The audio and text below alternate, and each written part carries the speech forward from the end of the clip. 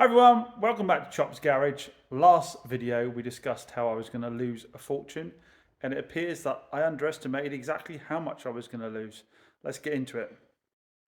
So in my last video I explained to you how I was going to clear up my death row corner, the back here that had loads of cars in it that we'd tried to get retail ready over and over again, and every time the car just threw up faults, ended up coming back with problems, warranty claims and so forth. It was just time to get out of them. Now for some reason they didn't come and collect the Kia Sportage, and I have to say I'm glad they didn't now, because I've just had my account manager from Copart get back to me with the offers for the cars that I put in, the three cars that did go through today, which is the Micra, the Range Rover and the Zafira. Now to remind you, the Zafira was a car that ran, drove, was MOT'd and was in really good condition. It just had an oxygen sensor fault that kept coming back on it again. So I thought good runner driver car might do all right at auction. Then there was the Micra that was a category N. It did have an engine light on it, but it drove fine. Again, it was really good condition. It was low mileage and it was quite a tidy car, so I thought that might do all right. And then the final one was my personal Range Rover that I've used loads. People have seen it in videos all the time. Again, good runner driver, had MOT on it. Occasionally I was getting a issue with it going into limp mode, but it wasn't very often. But I thought better than sell it private, I'll just put it through the auctions.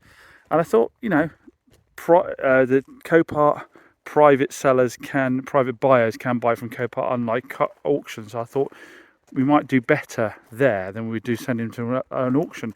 Based on my experiences from bidding on Copart, cars normally go for fairly good money. Now, I missed the auction today because I was too busy. I wanted to record live, but I've messaged my account manager and asked him what's going on with the cars, and he's just sent me an email to tell me. And let me show you this. It is shocking. So here it is, Micra. He only put a reserve on a 750, and the best bid was 475. The Zafira, he only put a reserve on with 250. Best bid was 225. For a 2010 Zafira with, I think it had 90,000 miles on it, had an MOT on it, all ready to go. My Range Rover only had a reserve of £400 on it, best bid £350. I thought any running, driving Range Rover with an MOT was going to be worth £1,000. I'm pretty confident I could have got double any of these amounts by putting the cars on Facebook Marketplace. But I thought this was worth a go. Should we have a quick look at how much we've lost? Now, first one of the Micra, I don't need to go and research it. I know I gave £1,000 in part exchange for that car. So I'm now down £525 on that deal. Now, remember, I sell cars around about £5,000 to £10,000. Our net profits on those cars is normally around about anywhere from £700 to £1,250. So I've basically halved the profit on the deal. The car's still out with the customer. I could still get warranty claims. So that deal could end up making nothing because I gave too much on the part exchange. So then on to Zafira, 225, my best bid. If we go onto the sheet, I'm into it for £2,540.50 from buying it back from the customer and then paying more to try and fix it one more time. So I'm down over £2,250 there. The Range Rover. Now, with the Range Rover, this is a difficult one because I used it as a personal car for a long time. I got a lot of use out of the car and loved it to bits. But we'll have a look practically at how much I had tied up in it. Are you ready? £6,277.58 minus £400 in VAT. So basically, what, 5,800 should we call it? 5,800. So between those cars, what, 5,800, that's 7,000, 8,000. I mean, I don't even want to, I was too depressed to do it. About £8,500 or so lost. Plus, bear in mind, I've just asked my account manager, what do I owe them for transport and what do I owe them for sale fees on these cars? Because these are the best bids, but there will be no doubt Copart costs in there as well, and they can pick the cars up. I think we've had an absolute bust there. So sometimes you need to try these things out, and sometimes they're an absolute bust, and this time it's been an absolute bust. I now know that regardless of how painful it can be, having to deal with people off Facebook Marketplace, you will get better money for your cars and you will send them off to auction if they're the cheaper end of the market. And something like my Range Rover, I should have put it up for sale and offered it to people that watch the channel because they've seen me driving that car all the time and would have a much better idea of what a good vehicle it is. So, big. Now, to add to the pile, some of you will have spotted we have this back. We've had to do a buyback on the VW Transporter. So again, you might not watch my previous videos, but this VW Transporter, 2006, 138,000 miles. What is a dealer selling a car that old? He's an idiot, isn't he? He shouldn't do, which I did. I sold it when I shouldn't have sold it. It was too old. Again, it should have been sold really if it was sold as a thing.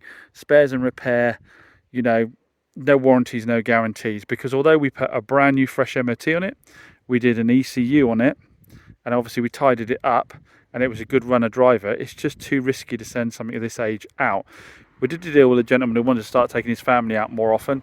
He came down with his Mazda 6 estate, which we took in part exchange for, like I say, this 2006 138,000 mile Transporter, which is still worth fairly good money. I think this was like 6 or 7 grand. They do hold their money really well down here in Devon. Like I say, we serviced it, we put a new ECU on it because that was playing up, and we did a new MOT on it. He had the car for a couple of weeks and messaged me and said, James, we've got water coming out of the engine. And he said, I'm going to take it down to a garage and get it checked out. I said, by all means do, get it checked out. So he took it down to them, and they said there is water leaking from the head gasket down the engine, which I found really strange. I've never known a car with a bad head gasket actually leak out the block and come down to the extent where it's hitting the floor on the engine, because the main thing with the head gasket is normally it burns in combustion. The head gasket goes, it allows water to enter the combustion chamber, that is burnt off, goes through the exhaust, can get into the oil and cause the traditional mayonnaise you get. I've never known of it running down the back of a block, but he was adamant, his guy said, that there was a head gasket failure on it. I said, what do you want to do? He said, I'd like to return the car now. Because he was within 30 days, he doesn't have to accept a repair. So I had to pay Adrian to go and pick the vehicle up. I didn't think it was fair to ask him to get it back here, although my warranties do say if you need to return a car, it's up to you to get the car back here. I obviously didn't want him to overheat it, which he said he hasn't overheated it as it stands. He said he just noticed it was losing coolant. So I had to send Adrian down to go and pick up. That was another £100 to go and get it picked up, bring it back here so we could check out what's going on with it. Now, Pete and I immediately put a pressure tester kit on this, pumped the pressure tester kit up, and it was forcing water out the back of the engine down the back at such a speed that there is, in our minds, absolutely no way it could be the head gasket. Further research found that these do have what's called a telltale water pump at the back of the engine, meaning the water pump has a bleed hole in it. When the water pump starts to fail, it forces water out onto the floor to warn you that the water pump is failing. So we are pretty confident that is what the issue is. Now, I'd already sold his part exchange, so I just had to refund him the full value of the vehicle, and he'll go off and find himself a car now. We will at some point pull this in, just confirm that we are correct. If you know anything about these vans and this 2.5, just confirm that you believe the same as me, that it's going to be the telltale water pump, because the car runs and drives fine, there's no oil mixing on it, and the amount of, I mean, they can get cracked heads, but again, I believe a cracked head would burn up in combustion, not run down the side of the engine at that kind of level, literally like a hose, like a hose is leaking, which it still could be because we haven't had a chance to have a look at it. So chaps had a full refund. I've paid for everything recovered. Sod's law, what happens then? Day later, customer who's had the Mazda MX-5, a Mazda 6 estate off me that he part exchanged, he's only had it for a few days, and that pings an engine light when he's going downhill for the ABS system and something else. Plug it in, can't find any issues with the ABS system. Take it down to Moores and say, no, that's just a symptom of what's going on. We believe that it is the EGR valve. So we've now got an EGR valve on the way for the Mazda. I did message the chap who had the Transporter and said, did you have any issues with it before? Because it will save us a whole lot of time if we don't go down the same road of diagnosing, because obviously the guy had only had it a couple of days, and it's fair to say that it's possible the fault might have existed prior. Unfortunately, I can't send the car back to him for a refund, can I? So I said, did you have any any issues with it, and he says that he didn't. So we're starting the process of trying to identify what that was. So it has been absolute fun and games. Sometimes you get these months, and this month I am really having one. Warranty claims have been thick and fast for some reason this month. I don't know why, particularly on the vehicles that have been going out. A lot of them fairly minor things, but some of them larger things that have been very costly. And obviously taking the hit on the vehicles that I sent to auction as well means this month is a wipeout. But to be resilient in this game, you need to bank the strong months and keep them there for the poor months, because there is no way that that money is in your pocket until you never know exactly what we've made. I say it all the time, until the cars have been out there for a very long time. Now, we have also had another warranty claim that could run into issues. Customers had a car for 4.5 months, coming on 5 months. Sent me a video to show they had smoke coming out the back of the diesel car. I think it was a Hyundai, and they said that I said, well, take it to a garage and get it checked out. They'd only send it out the door with a 3-month, 3,000-mile warranty. Now, obviously, under consumer rights, you've got up to 6 months to make a claim against a car, but a warranty will cover consumable items within the first 3 months, whereas the Consumer Rights Act doesn't. It says allows fair wear and tear for those. So the warranty does give you more cover than the Consumer Rights Act. So you can, as a dealer, decide if you give 1 month, 3 months, or 6 months. That's totally up to you. Then you can decide to argue the toss after 1 month or 3 months and up to 6 months that the fault didn't exist at point of sale, and you can prove it. After 6 months, the customer has to prove it existed at point of sale. Anyway, so get it on the garage, get it checked out, find out what it is, let me know, and we'll see what we can do from there. I'm always looking to help. Perhaps there's a deal where we do, part payment. We'll try and help them out. Depending, at the end of the day, you want to know exactly what has failed before you start offering out the money, because it might be something that is quite obvious to believe wasn't a fault at point of sale. So anyway, next message I got back was that they'd already gone ahead and done work on the car. Now, my warranties say absolutely twice. You sign one handover form and you're given a warranty document. Both say you must get approval for repairs before you go ahead. If you don't get approval before you go ahead, they will be declined, because you cannot have an open checkbook for someone to go and just spend as much money as you like playing part starts or whatever labour rate and whatever parts rate, and then expect the dealer to pick up the bill. It's only fair that the dealer should get a chance to see what the fault that has been diagnosed is, and then decide, is that something he wants to do himself? Is the price fair? Does it sound like they've got the right item? Right to replace, all that kind of good stuff. I might want to get back here and check it out myself. Well, the message I got back was that they'd gone ahead with the repair and they'd had the front pulley changed. And obviously this customer might not necessarily know exactly what it was, but they said they had the front pulley changed on the front of the car, and that the garage was also recommending that the timing chain was done, and they also recommended there was an oil leak that should be done. Now, this is a 2014 car, so it is 11 years old, and it had 100,000 miles on it. Now, we obviously did an MOT on it, advisory free MOT on it, checked over, test drove it ourselves and so forth. Now, white smoke coming out the back of the car, I don't understand how a pulley wheel can do that at the front of the engine. I'm not sure what that would have with any relation to smoke at the back. A timing chain, I guess if it was out of time, could that create smoke? I'm not sure. But it sounds like we are most definitely in a game of part starts. Now, it could be the front, because I haven't actually had it clarified to me as well which of those items is going to solve the smoke out the back of the car. Now, a timing chain could always be replaced on a 100k car. It could always be done. The only time you have to replace it if it's just really badly rattling. If it rattles slightly at startup, that is what a 100,000 mile timing chain does. It's a serviceable item. You can or can't replace it. That's up to you. That doesn't mean the car's not fit for purpose, because it will still get you where you need to get every single day. Oil leaks. Well, on a 100,000 mile car, you will get oil leaks. It won't fail an MOT if it isn't hitting the ground. It could be what I would class as an oil weep, where just some of the seals are old and they allow a little bit of oil to weep. If it isn't causing smoke from your engine bay, if it isn't hitting the ground, again, it's a nice to have on an 11-year-old car to have all new seals on. Remember, our job is not to restore the car to brand new, it's to make it fit for purpose. So you could have a car with 100,000 miles on where, yes, it might be a good idea to replace the timing chain, but unless it's rattling off its nut, causing an engine light on there to say the timing is out, which this car it hasn't got, you wouldn't replace it, especially 4.5 months down the road if it was fine before. You also wouldn't chase every oil leak on a car of that age, again, unless, like say, it was MOT failure or hitting the ground. There is not a car dealer on the planet that is selling £5 cars that has the margin to replace every oil seal within the car, replace every timing chain within the car, replace every front pulley wheel, do the MOT and still sell it to you at that kind of price point. You're buying a used vehicle, there is a compromise to that. It sounds an awful lot like what's happened is a full inspection of the vehicles happened 4.5 months later, and now we're starting to identify serviceable items that could be done.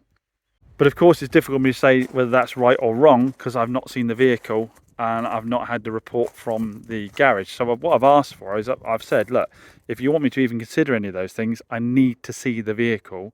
I need to check those things out. And can you clarify which one of them has resolved the issue you had, which was the smoking out the back of the car? Because obviously it's fair to say I'm only going to do the repair that solves the smoking issue. I don't want to go around in smoke clouds, but if the car after that has been resolved runs and drives fine, the other items, like I say, are serviceable items. I really don't understand why people do believe, and I'm not having a dig at this person because it's very, very common in the car industry for people to give their car to a garage, a third-party garage, and that garage gives them a list of things that could be done and them expect that the dealer would just literally pick up the bill without questioning any of it. You know, we have a right to do the repair ourselves if we want to, and we also have a right to make sure that the repair is a fair one, done at a fair price, and we don't give you an open checkbook to have your used car restored at our cost. Yes, we are responsible for repairing things that fail on your car. Items that fail on your car and stop being fit for purpose, meaning you cannot get it in and drive it safely to work and reliably to work. We are not there to restore it. If you want every item working perfectly, you do need to go and buy a new car. And even then, there are times it'll fail, but at least then they will be responsible to fix it because you just bought it at £30,000 with no miles on it, not at 5,000 miles at 11 years old with 100,000 miles on it. Now, again, I will point out that this isn't having a dig at the specific customer because I know if a garage tells you your car needs X, Y, Z, as far as you're concerned, he's a big bad car dealer. This is your honest local mechanic, and they're telling you all the dodgy things a car dealer's done or skipped and hasn't repaired on the car. But at the end of the day, anyone who watches the channel knows we prep the car to the highest standards. I know what a bad timing chain sounds like. I'd never send a car out with a bad timing chain. And I'd also never send out a car puffing out white smoke. But I also know enough about cars to know that I cannot think of a scenario where changing the front pulley wheel on a car would stop it from smoking unless there was a major timing issue, in which case you'd have engine lights all over the dashboard. You wouldn't be able to drive it. And obviously, if a timing chain is truly gone, your engine is munched. You wouldn't be able to drive it at all. So as it stands at the moment, like I say, I've asked to see the car and I've asked to have an update on what issue actually solved the problem, and we're a few days after I've asked for that and I haven't been provided with it. So presumably, hopefully not, but presumably I'm being classed as a dealer that's trying to dodge a repair, which I'm not. I'm obviously just due by due diligence. Hey, look, it's like I always say, at the end of the day, if you do want dealers to be that level, have that level of responsibility on a car that age, I'm quite happy to do that. But I want to be buying cars I'm selling for £5,000 for £1,000, not selling cars I'm selling for £5,000 for £3,500 before the VAT man has his cut and the tax man has his cut and everything else. You know, we can do it if the margin's there, but the margin is going to have to be massive and everyone's going to have to accept their part exchanges are worth absolute peanuts. At the moment, with auction prices and everything else, the margin, like I say, at best is 2,000 gross, normally around 1,500 gross, which ends up netting to about £700 on each car. Let's be honest, there just isn't enough money in cars of that age to be doing that level of repairs. It needs to be everything that makes it roadworthy, MOT'd, safe, reliable, all that kind of good stuff. So I'll update you on that claim as and when anything happens with it. I'll update you on how we get on with the Transit, see if we can resolve that.